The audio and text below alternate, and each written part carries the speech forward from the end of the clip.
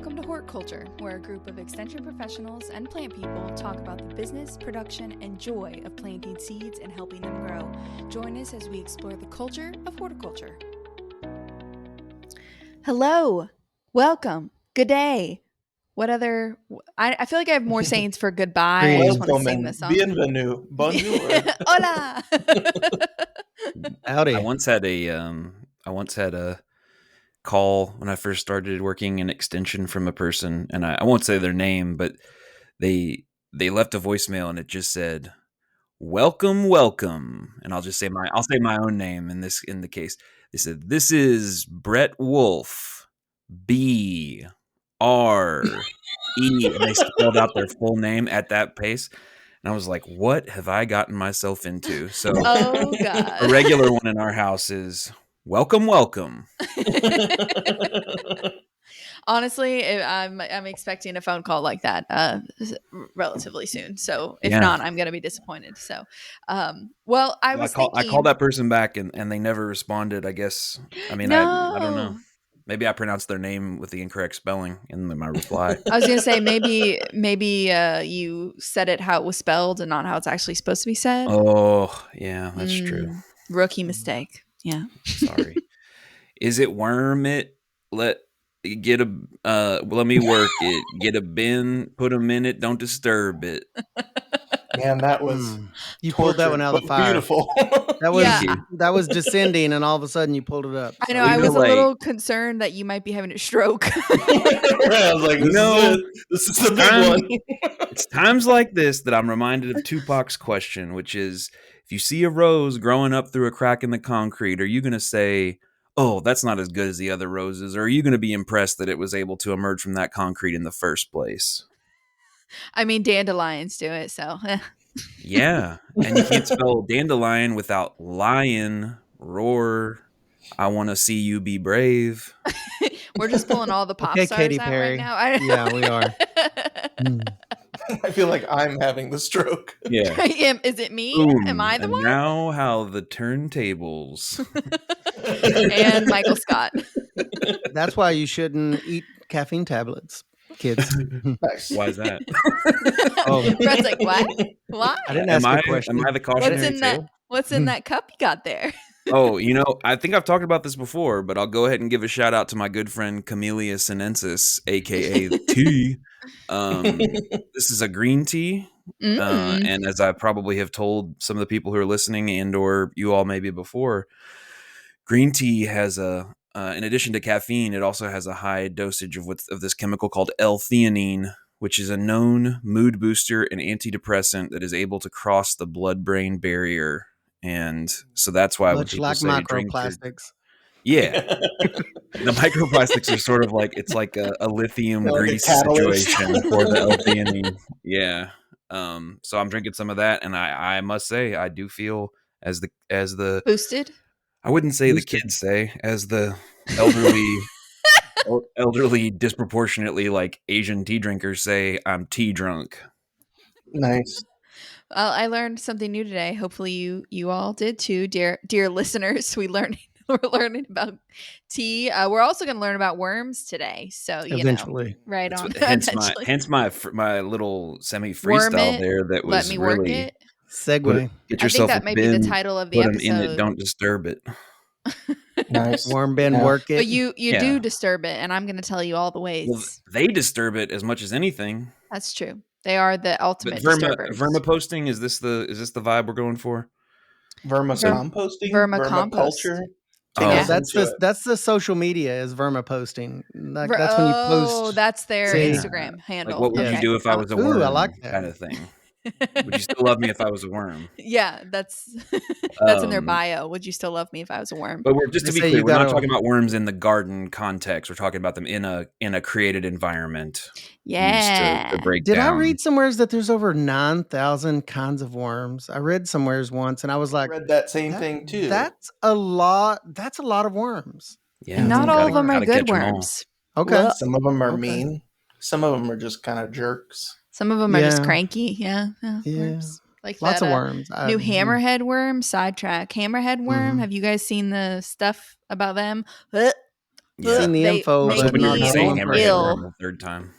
Do they look like do they have Hammer like a time. hammerhead with their Yeah. Whoa. So they're like these they're very large worms, and they're very slimy, which is not. Oh, I don't like that at all. Yeah, no. If Yeah, you they're go not Google it, and they toxic. have a little hammerhead, like a little hammerhead shark, and they're very aggressive and not great for the environment, and they're invasive, and they're so slimy they creep me out, like Do we get eels. those like here? We're starting to get them in Kentucky. Yeah, they're being found in Western Kentucky. Mm. That I is mean, something everything that in you would nature not is put like in your worm incredible, bin. but looking at the hammerhead worm, it looks like something out of like a horror. Alien. Yeah, it can be incredible and still creepy, I think, but Incredibly creepy. Yeah. incredibly creepy. Both. But we're talking about good worms today. We're going to talk about Some of the good ones. You almost got me started on vermicompost. European night crawlers and forest health, but I'm going to put a pin in that and encourage Put a listeners pin in to that. go That's and Google future. it, If you would maybe. like that as an episode, comment. Let us Another know. thing the Europeans ruined. We're the worst. Yeah. As for very pale people talking on this episode. Yeah. One of them blonde. Brett's got some redhead background, I'm pretty confident, based on the beard color. So, yeah. But anyways, vermicompost.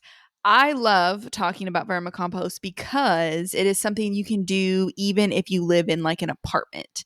And you might think I'm crazy, but I have had a worm bin in my office and in the extension office for 11 years. And not once have I had to get rid of them because somebody got mad about smell or weird things. Okay. One time I'm going to out myself right here. One time, I've never told my coworkers this. So if you're listening, hi, I'll know if they listen based on whether or not they yell at me later. So one time I it was very new. The worm bin was new. I was still learning things about it, and I put too much food in it, and I got a fruit fly problem happening. Oh, yeah. And they were buzzing all over, but nobody realized that I had a worm bin in my office, so no one blamed me for it. Right. And so I just went around and put little sticky traps everywhere, and I was like, I'm the horticulture agent. I'll take care of this problem that I may or may not have caused. You're the problem solver, Yeah, but Alexis not was mention that hired you're to the problem manage the maker. problems that she creates. Yes. Look. We don't have time for talking about who caused this. Who's going to fix Can it? fix it. Let's Me. You're not welcome. dwell on the past. Action-oriented. Let's not dwell. We can stand around pointing fingers and maybe find out who did this. I was Or new in like we 23, could move so on really quickly.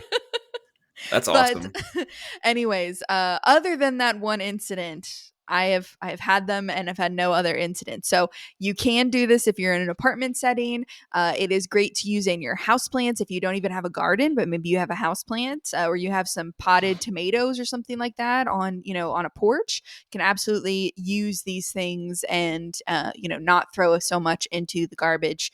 And you really don't have to deal with them a ton. So people who don't like worms, you can still do vermicomposting, even if you think worms are kind of gross, because you really don't have to like mess with them a ton. So I know that's like an issue for some people is they're like, ew, worms are gross. And I'm like, yeah, you don't really notice them. You don't really deal with them a ton.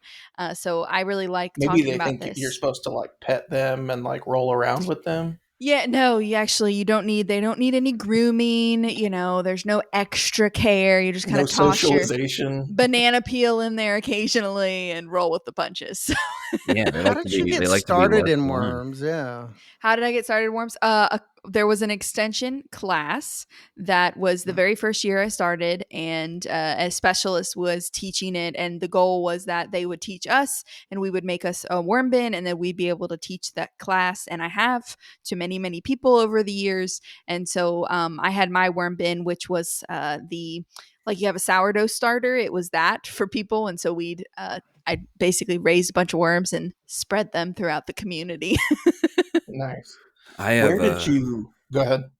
Oh, I was going to say I have a vermipast as well. Oh, tell me.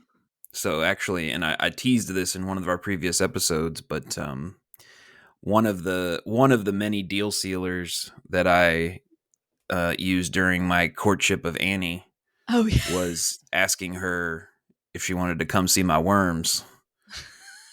And I did not. I was a naive Wow. person, and Ray Wow. has since explained to me that there might be some sort of double entendre or something. Yeah.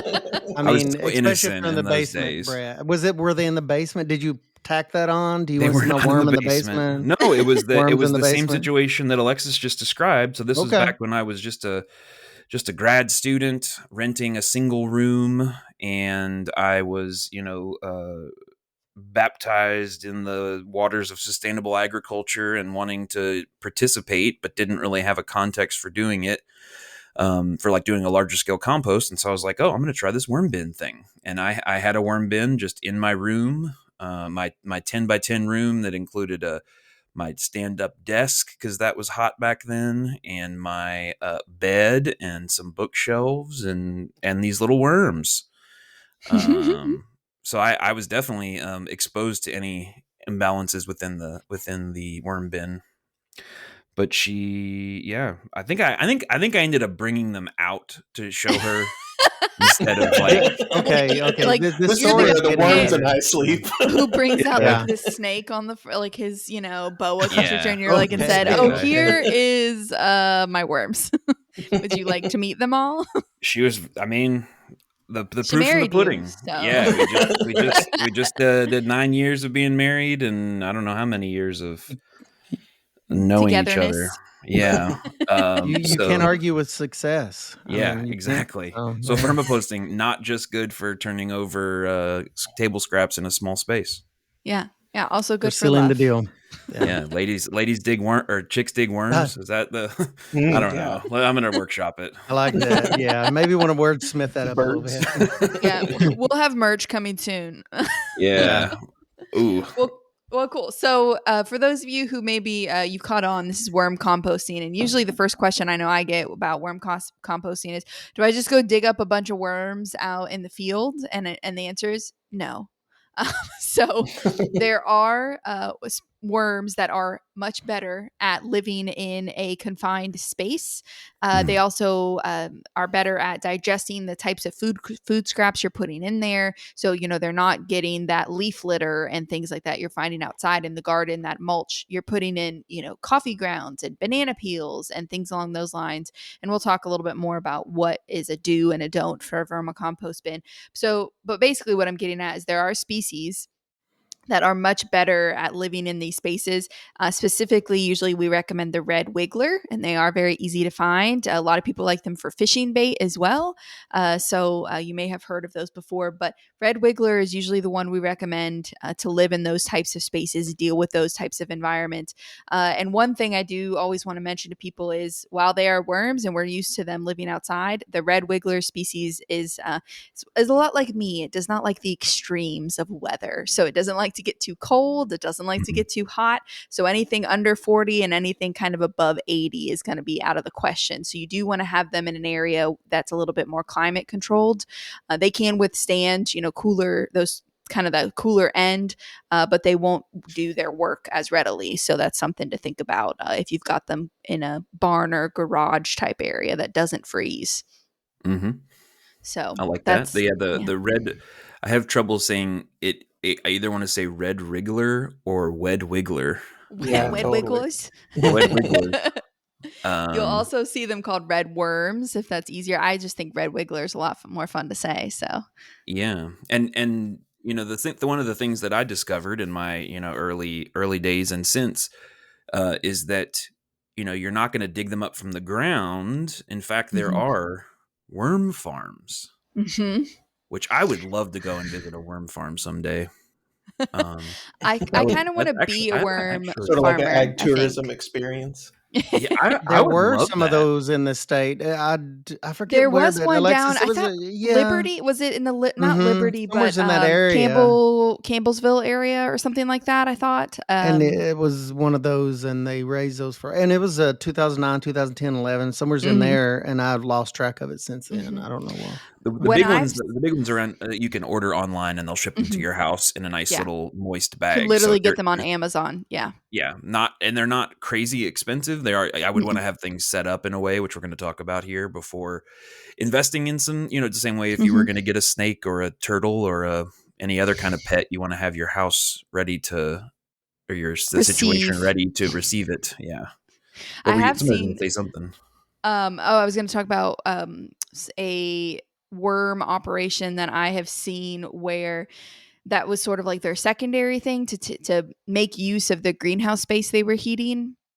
And so that, a greenhouse space Oh. is usually a good space for red wigglers. And so what they did was they had all their benches and like their hanging baskets, right? And then underneath the benches, they had stacked like worm bins, like all the way down the benches. And so they were able to utilize some space that they wouldn't have normally down in there. And I always thought that was pretty cool to utilize that. And then all their like compost ingredients are right close at hand. So that was a good way to use it. And like, of course, because the more mass you have, the warmer it stays in the winter. So it just kind of helped to add some mass in there for thermal issues. But anyways, I thought that was fascinating, and I'm like into it. I want to do it. There's an organic grower here in my county. For a couple years, he has like it's like one of those big dump bed trailers. You know what I'm talking about? Mm-hmm. Mm-hmm. And it has one of the what's the word I'm looking for, where the bed rolls and kicks off stuff. What am I? Like kind of like a conveyor or like a manure Conveyor, spreader. yeah. So it Manure has a spreader, yeah. So it's like a something like that. conveyor. So it's like a manure spreader, but not. It isn't actually one of those. But he converted the whole thing into a giant worm bin, and then like can just use it. Yeah, it's wild, and he's got some weird things to be able to heat it and do that kind of stuff. But it's fascinating. So he's like doing worm Whoa. farming on a big scale. I Yeah. hear lots of comparison between like composting, Mhm. and some of the concepts are the same between worm composting. But I guess what you're saying, Alexa, I mean, that's something that's different about worm composting. It doesn't give off heat like Mm-mm. microbes would in a typical composting Mm-mm. situation. And so that's a big difference, sounds like. Well, so Yeah. before we jump into the contrasts and comparisons and things like that, Alexis, paint us a picture. You claim to have had a worm bin for 11 years, which means you've gotten a whole lot of Uh, looks at it. What does Yeah. it allegedly. look like? How did you do it? What's the vibe? Was it very expensive and difficult to set up? So I have had two different worm bins. The first one and the one I still have is the one that has been the most successful. The fancier one that someone gave me that is like over $100 if you buy online. Someone didn't want it anymore. I failed at miserably. So I'm gonna the cheap, easy way is what I've done best with. And so it's literally two plastic totes that you can just get at the store. They can pretty much be any size. Mine are like forget how many gallons they are, but they're the bigger totes that you can get. But I know I've done workshops with some students who have dorms, and we've just done little small ones, but still the same thought process. There's two totes. In one of the totes, you're going to drill small holes in the very bottom, and you want them small enough that the worms aren't going to be easily falling through there. But you want the liquid to be able to drain, because the benefit of, just like with regular compost, but it's a little bit easier to harvest, is vermicompost. You can get compost tea off of that as well. So you're getting the tea, which is that liquid, and then you're also getting the actual physical the worm poop is the vermicasting, Yeah. vermicastings, Castings. Worm castings, castings is what worm I first castings. heard. Yeah. And so, anyways, so you've got one tote with holes in it. That's the one that you keep the lid on, and then you nest that tote in the other one. I put just like old milk jugs, like kind of crushed up milk jugs and water bottles, just to elevate it a little bit more so they're not nesting too completely. And then you put the lid on. Mhm. That's it. Nice. And Yeah. the second container has no holes in the bottom. Correct. Right. It just it catches the tea and any rogue worms that fall in there. It's to Or collect the any other liquid. excess juice in Hmm. any sort of cool. Juices. Yeah, and so What like about just to give people a sense of size, the smaller ones I'm guessing were around maybe the size of a shoebox or so, Hmm. and the ones that you have, Hmm. the bigger ones, are maybe 24 inches by 18 inches by maybe 18 inches deep or so. It's they're Yeah, as you're it's a little saying. deeper than that, but I can't believe I've I keep. heard I've heard when there was a lot of those workshops years ago, and I forget if it was Ashley Osborne It or was. It was there was some Ashley other. Osborne. Yeah. Okay, I thought so, Hey, but Ashley. helped her a little bit with some of those, just grunt labor. But it seems like there was some discussion on depth. I'm trying to recall from memory, not to get it too deep, because you're using what to get that started, Alexis and Brett. Those of you that have some experience, like shredded newspapers, and they warned me. They were like, "Well, don't go too deep." I guess, is that a compression problem, or what's up with that? Well, and the Like depth if you only go the depth only really refers to the material that's inside. You could the actual theoretically do it material. in a 10-foot Yeah. tall container if you wanted to, but you just Yeah. can't build it up too deep. Mm-hmm. Alexis, do Yeah, you the have any depth of thoughts on that? material, not the container. Yeah. Yeah, Yeah. I think and from that to expand a little bit more on that, yes. So you're starting out, you're only adding a little bit at a time, and so that can still build up. So you could fill. So if, you got 10 gallons, you may be doing 1 gallon, and then they go through that, and you're adding some more, and then adding some more. So that depth can build up in my experience, but you before you harvest it, but so you just if you add too much all at one time, they can't process it quickly enough. So that's when you get, like, if you're going to get a smell or a fruit fly problem, it's because you've added too much. They can't eat it fast enough. And so that's usually the biggest issue, is you're adding too much or not enough moisture, just like regular compost, right? You kind of have to have that good balance. And I know we're talking about composting, and we on a previous episode we talked about if you chop up the material a little bit finer, the microorganisms in the other type of composting occurs more rapidly. Is that also true for worm composting? That if you chop up the apple versus an entire like apple, will it occur a little bit more rapidly for the Yeah, worm? because you've got this tiny worm, so it's a lot easier for them to eat, something Gotcha. that's cut up. So absolutely, Yeah. that's why if you've done regular composting, it's sort of like the same thought process. The biggest difference is kind of what you're able to add versus not. But if you've done regular composting, or vice versa, if you've vermicomposted, you can definitely regular compost. And the And vermicomposting. Oh, yeah, go there ahead. definitely still is microbial activity in Mm-hmm. worm bins Oh, too. yeah. It's part of like a Mm-hmm. little simulated, simplified soil web of sorts where, Mm-hmm. certain things are getting broken down to elements that the worms can then eat. It's not like the worms necessarily always are just going and taking a big bite of lettuce. It could be the things that have been broken down, further by some of the fungi and bacteria. I think another aspect of the depth thing, as Alexis was alluding to, like if you're adding it and the worms are moving up into the food, Mm-hmm. in general, the worms, I was reading about this a little bit just to kind of on NC State, North Carolina State has some good stuff Mm-hmm. through their extension on this. That like these worms tend to operate best in the equivalent of like a shallow soil Mm-hmm. depth, like Mm-hmm. no more than maybe 8 or 10 inches in a soil environment. And so I think it has partially to do with the oxygen Mm-hmm. situation, Yeah. and also, as Alexis pointed out, like basically the worms aren't going to start on a huge thick layer of stuff and eat their way through it downward.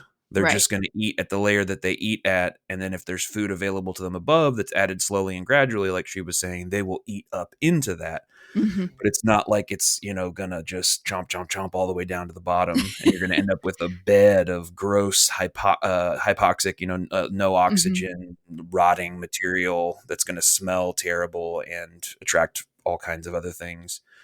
And so you're kind of just building these soil profiles, and they're like almost like layers of sedimentary rock or something. You Mm-hmm. imagine a cross section or a sundae, ice cream sundae, Lasagna. maybe lasagna. Yeah, yeah. Yeah. The soil horizon with the parent material. That you're sort of building those over time, and they're moving up through it and processing it. And I would echo the times where I got into trouble the most was when I fed too much too Mm-hmm. quickly, Mm-hmm.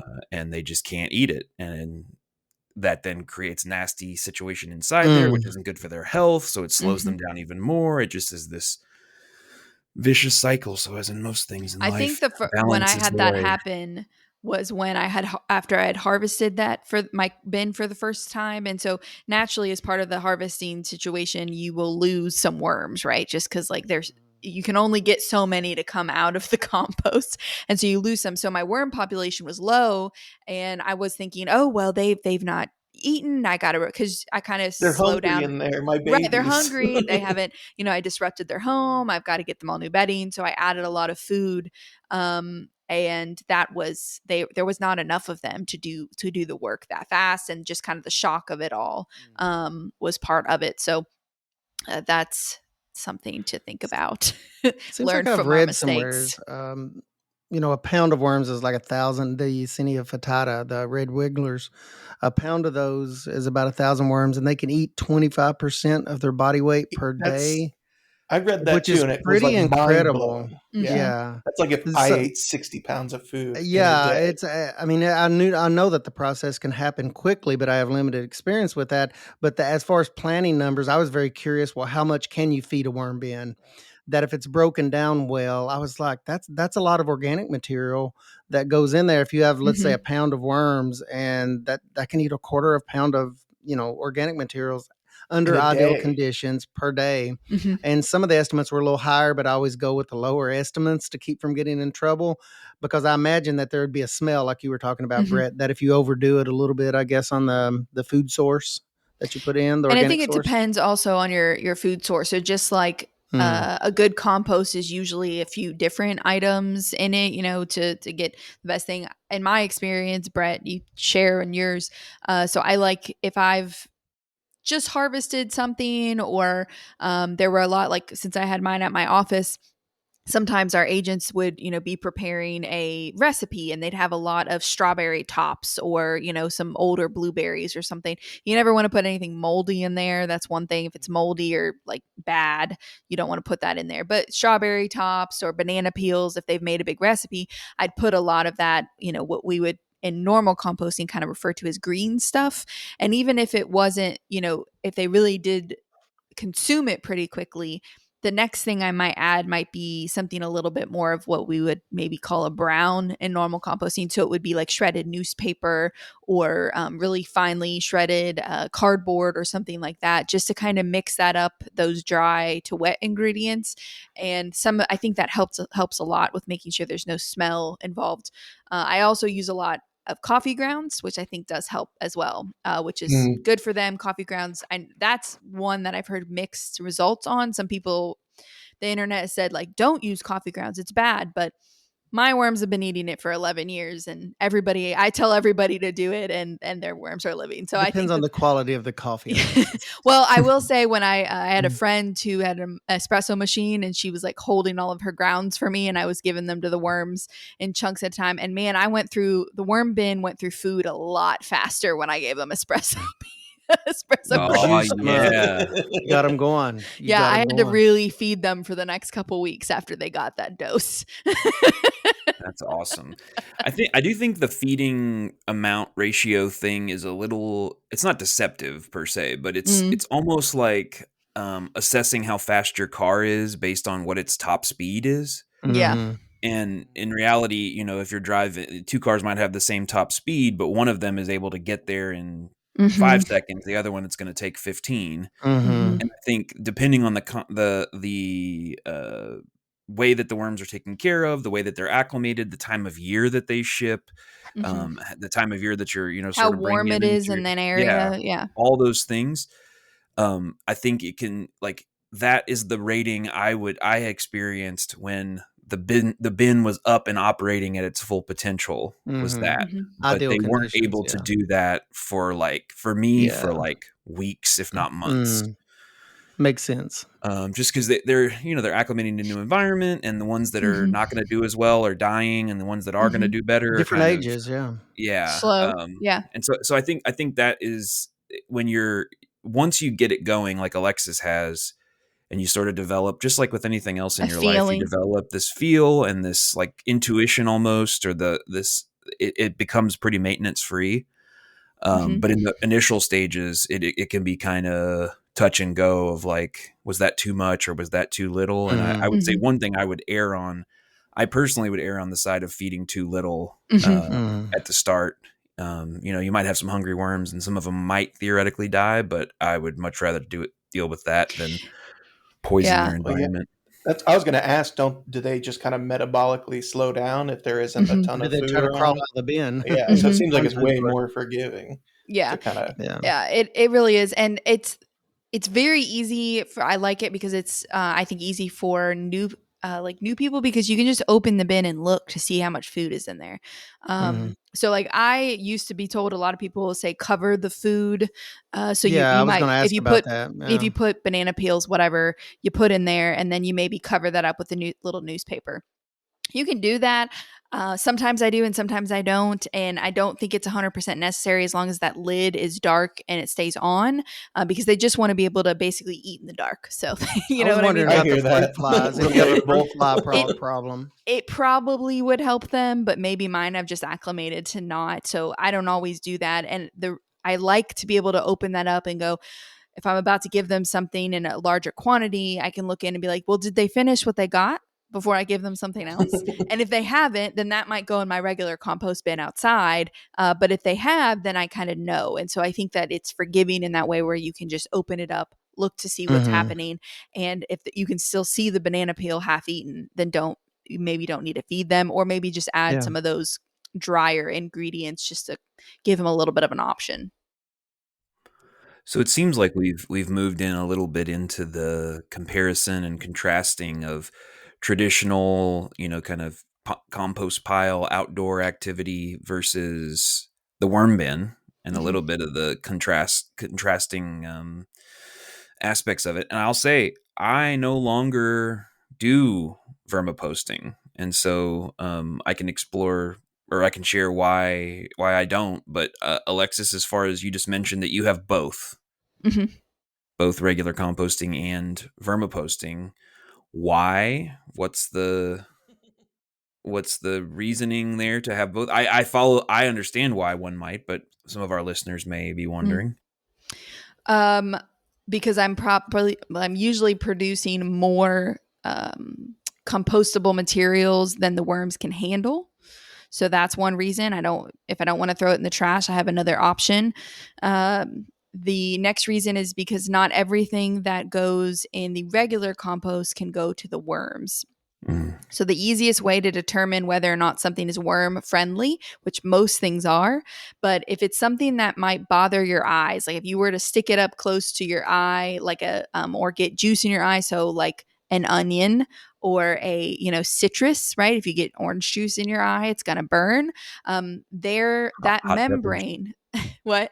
Hot peppers. Hot peppers, exactly. That membrane that is on their skin is sort of like the membrane. I've been told, I'm not a wormologist or anything, but I've been told that is very similar to kind of the membrane around your eye. And so that's a good way to think about it, is if it would bother your eye to touch it, it shouldn't go in the compost bin.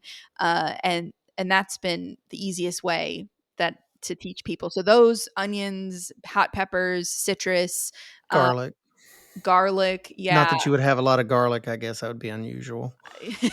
Mm. Yeah, none of that goes to waste at my house. Unless you, None of that can go in the worm bin, so that goes in my regular it compost goes in bin. the tummy bin, Yeah. the right. belly bin. If It goes Alexis in the doesn't eat it, then the worms can have a snack, and then Yes. if that isn't, then it goes to the No. outside. Yeah. No. With the I with just the option for Alexis to eat it again in between the worm and the. Why didn't you To guys like this? recycle. Chomp chomp. chomp chomp.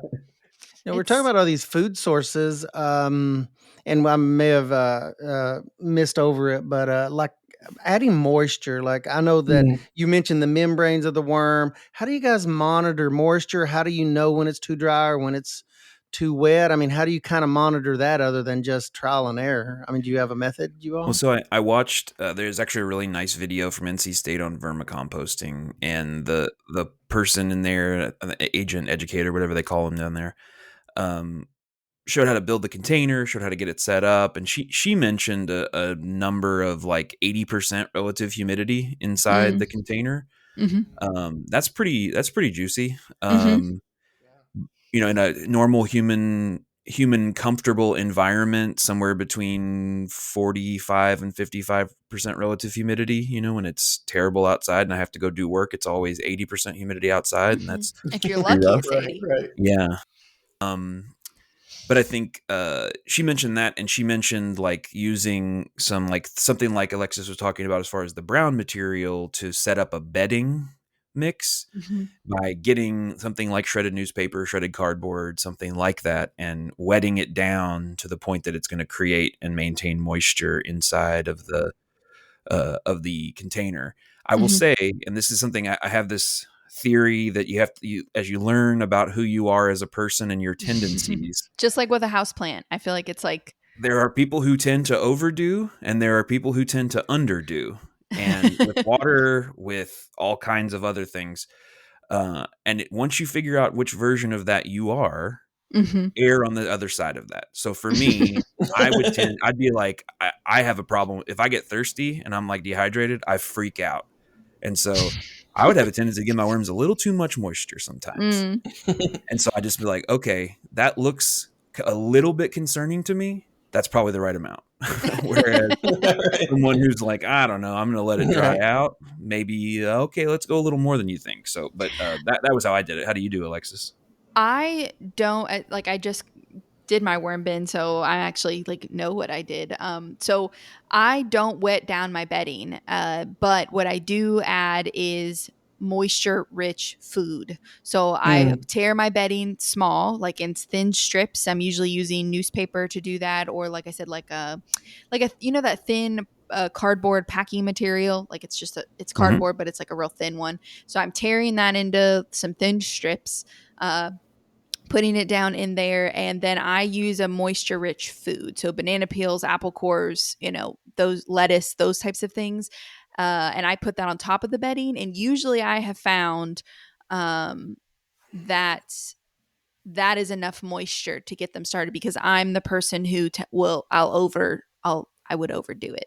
And so that seems to be a good mix for me. So I don't usually add any type of water. I just add a moisture rich food. And then the coffee grounds I add will have some moisture in there as well. So that seems to work pretty well for me. And that's more like as a maintenance routine, or is that like if you were setting up a bin from that was so when I just harvested my bin, I basically started from an empty bin, right? It was the same bin I always used, but I dumped it out in a big box, went through it, picked as many worms as I could out, harvested all the compost, and then I put back in a smaller handful of worms with some of the compost. Very similar to what you'll get in a bag. You'll get them in a little bit of a media, and you'll get your 1 pound of worms in sort of a peat type media usually.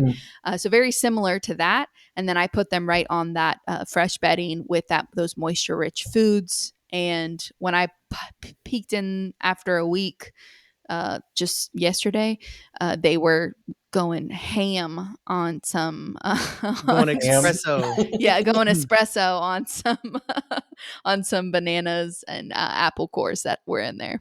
Yeah, so one thing you just mentioned was you said you checked on them after a week, which is a sign of an experienced worm keeper. That you're not. If you get them new, like I did, and I had no experience, I was checking on them like multiple times per day, and every time you do that, it loses moisture. And so it becomes a little bit more of a potential concern. And so one of the tips that the person said, if you do need to add moisture, use like a spritzing bottle or something like that. Don't just like dump water into the bin, drown them all, or at least traumatize them to the point that they don't want to eat any vegetable scraps anymore. But well, so maybe I'll just share a couple of the reasons why I don't do it anymore. So you got married and you didn't. Yeah, I was going to say you already have Annie. That's why you don't. Mission accomplished. Get rid of these Nailed worms. it. Got it. Done. Done their job. Yeah. Thank you for your service, worms. Worm daddy. So one reason is that you mentioned the volume thing. So I'm a pretty large person, and for a lady, my wife is also a fairly tall and active person, and so we go through a lot. And for a long time, we were vegan, and now we're mostly we're vegetarian, and so we go through a lot of food scraps. Like we generate so much food waste. We would have to have. You mentioned the 2 pounds or 20% of their body weight or 25% of the body weight or whatever. We would have to have a real operation going of worms to eat it all. And in the midst of life and other interests and other things like that, it's easier for me to just throw it into the regular compost bin, turn that every once in a while if I feel like it. If I don't, then I don't. part of the corollary to that is the fact that you mentioned about the comfort zone for worms as far as temperature goes. So I would have to I mean, in essence, I think of it, you have to keep it inside your living space or inside a livable space. Hey, you got that detached garage. Boom, all worms. Right. Just containers stacked floor to Just ceiling. a nice worms. 80% humidity in there all the time. The worm bin. We don't know why the roof keeps rotting off of this garage. It's really strange. But like the garage is an example, you know, it gets way too cold in the winter and it gets way too hot in the summer. And so it's just not feasible. If I were looking to have like a pet worm bin and it was fun for me and cool, or like there was an office opportunity, you know, where you have, I think those are great things. And if you live in an apartment and if you just really want to do it, it's really, really cool. And an advantage of the worms, and something that I really think is neat, is that they will, pound for pound, as far as what goes into the bin, they will chew through it way faster than a traditional compost bin. Like they will, as you said, they will tear it up. It's just the amount that they're able to process at the scale that I'm able to store year round would not be nearly enough. And in the absence of infinite time, I've decided to, you know, step away from that and just throw stuff in the compost pile. But that's my reasoning is, and that's the main, to me, the main weakness of the worm bin is just the throughput capacity, the amount that it's able to handle. Yeah, I kind of think of it as sort of the extra special something that I'm going to use. So I really like the worm tea. So I don't know if you use the the drippings very much, Brett. Great but with rum. Probiotics. So to be clear, do not drink the worm tea. Do not. Tea is just a term used as a fun way of describing it. Yeah, what do you use? I was the worm juice, the worm. Yeah, I don't. The specialness water of worm castings and tea, I think, is something that is really interesting, and it's something I know a lot less about. Yeah, I've been using it. So I use it in more special scenarios than I would like regular compost. And so that's where I have seen the most benefit. So that tea is a lot even faster. So worm compost, you know, if you're feeding regularly, you're doing everything right. You can harvest if it's like my bigger bin, which is a relatively large one for worms, for a home worm bin. I can harvest probably every 2 months, maybe faster than that if I was taking like really keeping up with it. But that tea, I could probably every 2 weeks pull out a good amount of it. And I love to use that to wet my potting mix. So that tea is full of all these really good microbes, all of this, like it's just good juices. And so there's its own microbiome just in that water, as well as, you know, nutrients that the worms have passed through and are now plant available. And so when I'm doing seeding and stuff like that, I go through a lot of potting mix. It has to be wet down so that it's not hydrophobic. And so I will use that tea to do that. And I have seen my seedlings are very, very happy. I just feel like they are greener, take off faster when I do that. And I also will use the castings when I do harvest. I'll mix a small amount of that in with my actual potting media to just plant my seedlings in. And so I just did that recently and they're all super happy. And I think I'm going to be able to get them in the ground at a really good rate. But I've used them and I've got a huge houseplant collection, as you can imagine. And so I will, when I repot my houseplants, I'll use that. You can top dress, you know, you don't even need to have to be repotting. You can top dress your stuff. And then if I've got an area of a bed that maybe is struggling in some way, maybe I had to rogue out a bunch of plants and I took a bunch of topsoil with it, I'll add back. It's like a superfood is kind of the way I think about it. Just like a superfood, it really energizes the soil, really feeds those microbes again. So I'll lay that stuff out in a problem area that I might have. Both for some fertility, and I read some interesting things on worm castings for fertility, but it's also a soil modifier, much like traditional compost is. So you get a double whammy kind of boost from that as far as what you're getting, truly getting. There's also some interesting out there kind of suggestions about, I mean, this is within scientific literature parameters, but I think still very much on the fringe about the little woo-woo. production of plant growth regulating hormones by worms that regulate and in some ways promote healthy growth that is not present in compost, which is kind of crazy. Yeah, I know you've heard people refer to like them as like the original farmers because they're like conditioning and creating the conditions for habitat themselves. Yeah. We could be like them. Where did we go wrong? We get out in the sunlight. We all need to dig underground and live underground. Burrow. You're eat not in the mole dark. people, worm people. Dig deep for a better life. That's my campaign slogan. I like it. All right. But Worms 2024. Before we wrap up here, and this is always a question I have with compost, if you guys could talk just a little bit about the way that you harvest, because I'm thinking worm compost. How in the world do you separate the worms from the compost? And I'm assuming there's sort of a process there you guys have when you harvest the worm castings and things, and get the worms away from that casting into a fresh, area. How have you done it, Brett? Shine a light. Yeah, that's why Light on me. they don't like that particular type of worm. Doesn't like the light. Is that what's going on? But I think they use the light as a reference point for where the earth ends and the air begins, and their life gets worse. And so the more so they don't feel go like towards the light. It makes them feel like almost artificially like they've moved closer to the surface, and so they need to dig deeper. And so they will generally go away from it. I was experimenting actually with trying to get them to fully move out of their castings and into a second, or I guess a third bin. So you've got your base bin that catches. You've got your top bin, like what Alexis described, with the holes in it. And in this case, it would be like big enough that they could fit through it, but not just like fall through it accidentally. And then a second bin, or a third bin, I guess, that also had holes in it where you could put some food and bedding and try to encourage them to middle move. bin. A middle bin. So you stack bin with worms into bin with bedding and holes in the bottom into other bin. Catchment bin.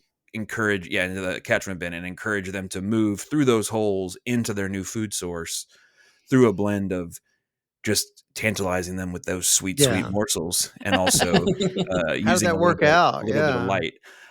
It worked okay. I think it made me wonder if the light alone was just enough. But they do move through the holes. That is for sure. That did work though. Yeah. Oh, what did you do, Alexis?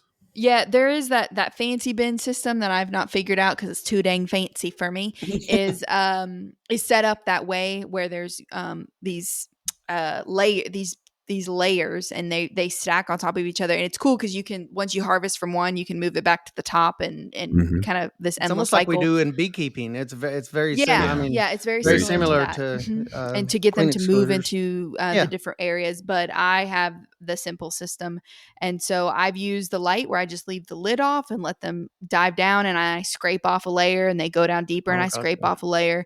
What I've begun doing, just because of for time's sake, and is I dump them all out in a big box or on a big tarp or whatever, and I spread it relatively thin except for one kind of area right in the middle that's a little thicker, and then they kind of, majority of them go to that thick area to escape the light.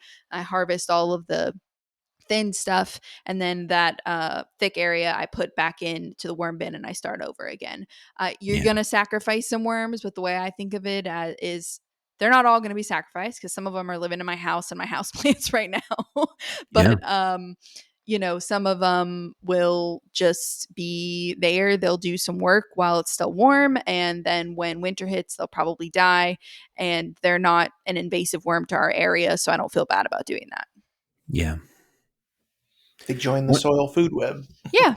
One other thing I think, just to point out about the worm versus regular typical compost pile, and this only really applies if your other compost pile actually gets hot enough to be able to kill microbes. But a worm bin does not get hot by definition. We've talked with Alexis, or Alexis mentioned, like, they actually like it pretty chill, similar temperatures to what we like.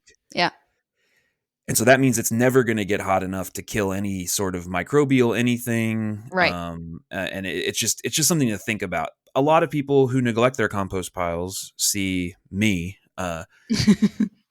They don't get that hot anyway either. And in fact, Yeah, they get into same. this like gross zone where they're actually probably promoting some of those things. And I'm just turning it and turning it and turning it and letting it kind of just be warm enough, long enough. But so that is just something to think about. If you're a dedicated composter or you're interested in putting these out on crops that you're gonna maybe use, or I'm sorry, not use, but you're gonna try to sell or you're gonna rely on them in some way. It's just be careful about what you put in there. Make sure you're managing it well. I mean, it's the general principles of any sort of managing those kinds of inputs, but it is something to think about. Yeah. So get a worm bin. It's Yeah, fun. they are very cool. I'm like, man, do I need to get a worm bin again? I have 'Cause worms if you need some. So You're gonna okay. get excited about this, Brad. You're gonna have to do Yeah. it. Well, And I'll go ahead and confess. After our compost episode, I finally bit the bullet and did something that I have been wanting to do for a long time, which is I bought a shredder capable of shredding oh, nice. cardboard boxes, Oh wow. and so Yeah. I'm now nice generating a lot of brown material from to go what would with have all gone those to veggies. Yeah. Well, yeah, it takes up exactly. a lot less room once shredded, though. I bet. I Oh mean, you my can gosh, really. it's I bet it's crazy. amazing. Yeah, I'd It love is to have one of those. crazy. Yeah, Yeah. it's just a standard paper shredder from Amazon, but it's like a 24 sheet capacity or something like that. Uh-huh. Oh wow. Like So heavy it's Okay. duty. very beefy and heavy, but has been well worth because I was literally having to buy brown material because I Oh, just You're dope. right. I don't have access to. Yeah. Yeah. I live in a suburb and I have no land. No oak tree. Can't chop up the wood. Yeah, exactly. So so you all continue to inspire me, and now I'm guessing maybe I'll bring some of the spark back for me and Andy by bringing worms. Remind us Get in the of our younger household. selves. Yeah, Renew your vows. yeah. Yeah. Over the The worm honeymoon bin. period's back. Love I it. love it. Well, yeah, if you want any more info on worms, I know I've done lots of presentations on that over the years, and I'd be more than happy to send you a PDF version. So email, our emails in the show notes. You can shoot us an email. Just say, I need worm help, and we will figure that out. And I'm happy to send you that PDF with a little more instruction in it and you can also ask us any questions if you've been having trouble with them or you want to get started. I'm always eager to help people because I think it's a really great way for anybody to be able to do composting, and I think it's kind of like a superfood for your plants. So highly recommend if you've got the time and a little bit of space to do that. And you can also follow us on Instagram at Hort Culture Podcast, and you can DM us on there. You'll find pictures of my worms on there for this episode. So if you've got any questions or want to see what some of that harvested compost looks like, because I do think it looks a little bit different than regular compost. Mine is always just black. It's kind of very tacky. And in a way, so it holds on to a lot of moisture, a lot of nutrients and stuff in there. And that I think will wrap us up. Thank you for being here today with us. We hope that as we grow this podcast, you will grow with us and you'll join us next time. Have a great one.